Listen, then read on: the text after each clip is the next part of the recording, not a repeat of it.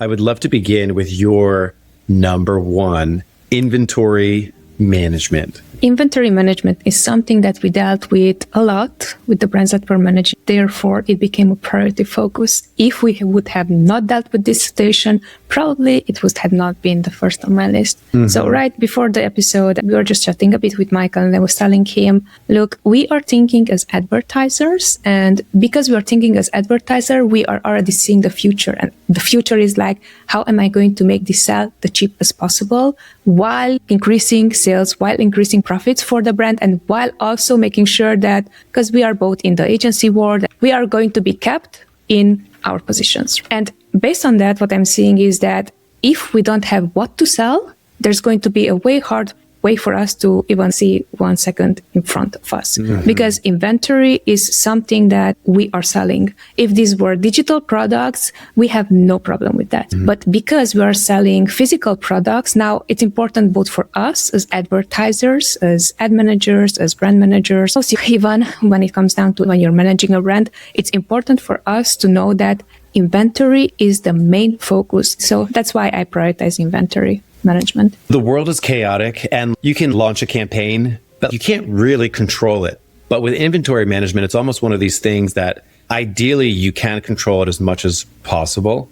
I've seen so many great campaigns, terrific ACOS, and then the demand wasn't forecasted or stock levels changed, like fulfillment centers in some parts of the country got really slow because they ran out of stock over there. Storage fees can eat away at your profitability. So I think really good at inventory management is a vital skill. And I think from an Amazon marketing perspective, an Amazon marketer can assist with inventory management, meaning marketers can see the demand for products. They can see the units sold per day and how many days of stock are left based off rolling periods of purchases. So having the stock level demand under control and being able to integrate that is a skill that I almost always see in high-powered Amazon companies. They're almost always really functioning well.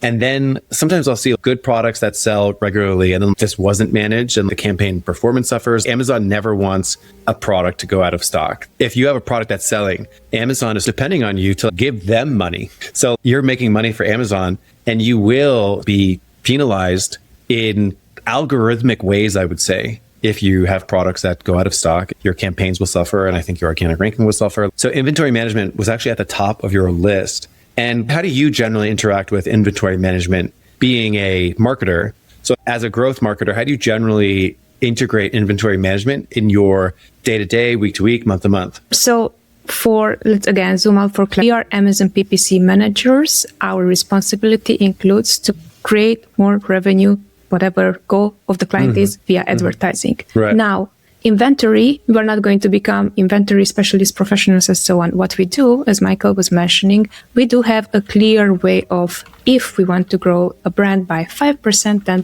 20% by next quarter or by month, even if we have a very aggressive growth, what would be our foresight? What would be our projection? How many units would we be selling? And especially for the top selling units. Now, the rest are not as important because those are not the backbone. But it's going to be very important for us to, hey, even internally, what we're doing, ScaleWave, we have a weekly report check of how much inventory do we still have for these products, especially for the top 3 bestsellers. But monthly, what we do, we're sending out to each brand, look, this is what we're projecting for this month. If we want to grow by 5%, 10%, 20%, and so on, keep in mind that whenever I'm saying this is the foresight and this is what we're projecting, it's not a guarantee. Mm-hmm. So it doesn't mean that if you're sending in 500 units and the listing is down, we are not guaranteeing that we are going to sell out those units for you. What we are seeing is that we need this much food in order to survive for the next month. So I think that's important to note, because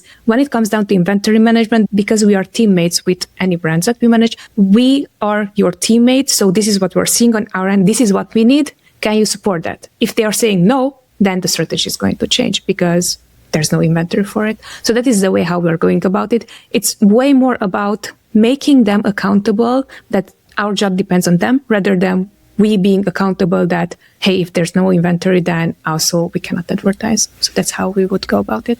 To summarize that step, I would say what I heard there is like inventory management. I heard a lot of demand forecasting. So from a marketing perspective, would you say that days of stock left or weeks of stock left is the one thing that if anyone's going to go deep, and again, we're trying to simplify and prioritize, to have a place where they have their products with days of stock left or weeks of stock left? Do you have a preference on which one you would use, days or weeks? Do you do both? But would you say that is the king or queen metric to track to be sure that we're poised to grow? We can choose both. Honestly, we are going to be by weekly projection because daily it can be skewed results, but weekly is a lower chance for us to mess up unless we have clear data for seasonality demand for supplements. Now it is the Q4 of supplements. And when you do inventory management and you do this number, what is your look back window for average sales per day? Are you using a rolling 7, rolling 30, or are rolling you 30, got rolling it? 30. So that's a good tip. I'm doing it in my own business too. I'm actually rebuilding our company scorecard